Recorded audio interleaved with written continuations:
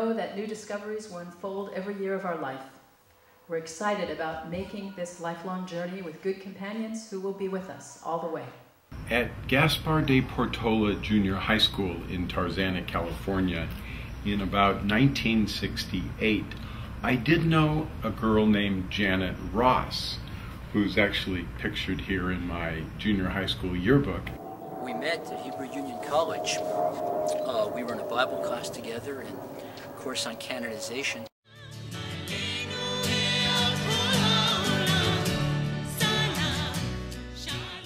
Ah, yes. What was that book called? Ima on the Bima.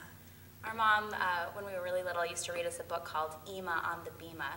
I think it was to help us understand, you know, what she did, and we always used to see her leading Shabbat services and high holiday services, and we didn't understand, you know, why we couldn't join her, and who were all these people.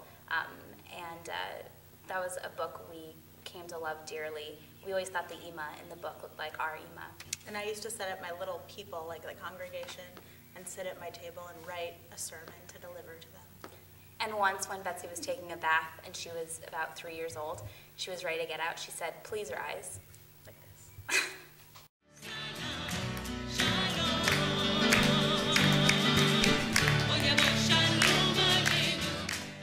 Beth Am should be a center for discussion of significant, sometimes controversial issues, able to tolerate a wide range of opinions, and to communicate respectfully with one another.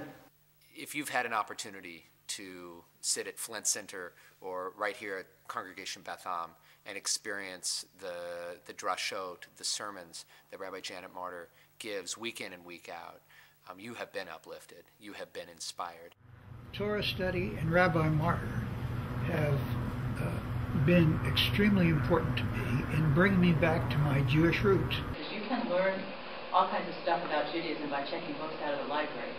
But for me, the most powerful learning came from my teachers. When I studied Tanakh, and I remember my teacher, Stanley Gevirtz, who was tremendously theatrical, and he was at climactic moments in the lesson when he was describing a difficult problem in Tanakh, and he would say, "Why is this written this way?" And then he would say, "We just don't know."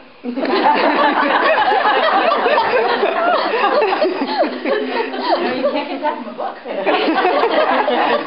Rabbi Marder catalyzes sacred moments every week when she teaches the sweetness of Torah and persuades us to experience Shabbat as joy and mitzvot as kisses, like the rabbis did. Rabbi Marder is a really wonderful person to travel with because you can learn a lot. And she's a great teacher and opens doors to learning. And for me, she's been a mentor for my teaching, and I've learned so much since she's been here. The good and loving care that we take of one another. I want Beth Am to be a congregation defined by compassion. When you have met a person who embodies true compassion, you know it. When you are in a place that embodies compassion, you can feel it. I want that feeling to be real and palpable within these walls. When the high holidays 2000 rolled around, for the first time in her adult life, Carol was unable to go to temple. She was too ill. On the afternoon of Yom Kippur 2000, between services during the afternoon break, the doorbell at our Los Altos home rang. I opened it, and there was Rabbi Marder coming to visit Carol with a carton of vanilla ice cream. She came in, they hugged, chatted, and prayed. And she sang with me and did a mishperach and put her hands on my head, and her whole presence just made me feel better. She blessed us that evening. Her words were so appropriate, so meaningful, so touching, that both of us found tears rolling down our cheeks. And then she joined us around his bed, and we held hands, and she said to him, "Well, you probably won't be able to go to services for Yom Kippur, so we'll have a little service here." And she said some prayers and the Shema and asked God to bless this good man.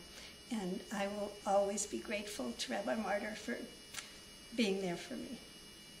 She had our parents come up to the Bima and delivered a prayer that she created in honor of us and getting our driver's licenses, and explained how it was a very important time in our lives to be given the freedom to have a license.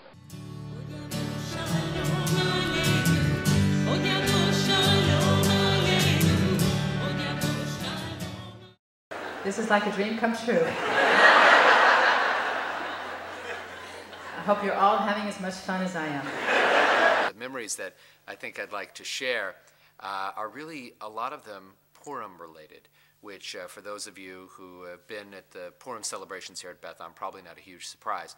And one thing I want to let you in on, a little secret, and don't tell Rabbi Marder this, but you know, a lot of times people come to me afterwards and they say, how did you get Rabbi Marder to do such and such in the movie? You know, how did you get her to do that thing or say that thing? And the truth is, all of the naughty bits were her idea, all of them. Yes! Yes! Oh, thank God. All right. I'm on again? Oh, It's great to see Rabbi Marder and her poise kind of break out of her shell, and she gets kind of silly on stage.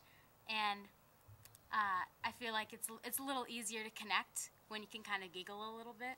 Well, first, Rabbi Janet had this big kind of hat on, like a Dr. Seuss hat.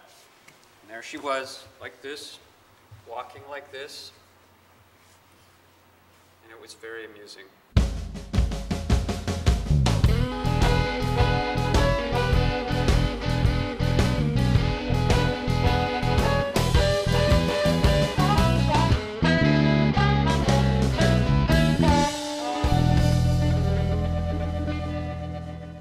To be in a sacred community is to give when you are strong and to receive when life has knocked you down.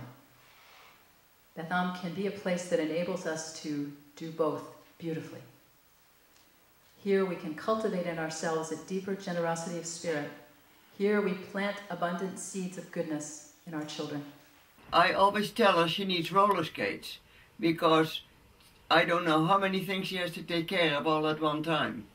But she does it, and we admire her. A person you feel so comfortable with here. We are darn lucky to have her, I'll tell you. Well, one of the great things I like about Rabbi Marder is the fact that she always seems to be connected with everyone. She knows everyone's name. The way she carries herself really reflects what a great person she is, and makes me want to be more like her and just better myself. At the end of the day, I have incredible admiration and respect for her integrity, for her eloquence, for her wit, for her generosity of spirit and her compassion. How is it possible to sum up this woman? Intellect that pierces the heart to the heart of the matter, be it Torah, Talmud, teenagers, or Times obits. Words spoken dispassionately that bring you to tears. Uncomfortable shyness up close, but Purim spiels that are racy beyond belief. The 10 years I've spent studying and praying and being with you, watching what you do, listening to you, learning who you are. From the first day I came here, you've inspired me, and the feeling has not gone away. One of the things I'm most excited about becoming president is the opportunity to work so closely with Rabbi Janet. We share a mutual respect and a shared vision for the congregation. I feel truly blessed to be her partner. Over the last 10 years, Beth Am hasn't just been the place where our mom comes to work for long hours at a time. It's also really been our home and a place we've grown up and come to love a great deal. Janet, I'm very, very proud of you and just so happy to be celebrating this 10th anniversary together. These have been wonderful, wonderful years, and I look forward to many more years here with you. Shabbat Shalom.